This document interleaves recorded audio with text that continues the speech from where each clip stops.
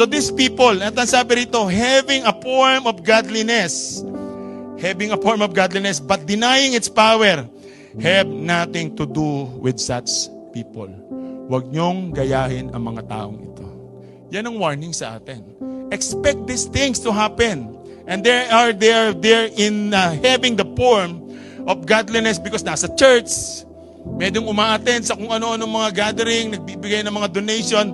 It is only the form of godliness but denying its power. The power of the Lord to move you, to mold you, to love others and to be compassionate to others. That's why sabi rito, have nothing to do with such people. Huwag niyo pong gagayahin o huwag niyong tutularan o huwag niyong pakikisamahan ang mga ganitong klaseng tao. Amen po ba?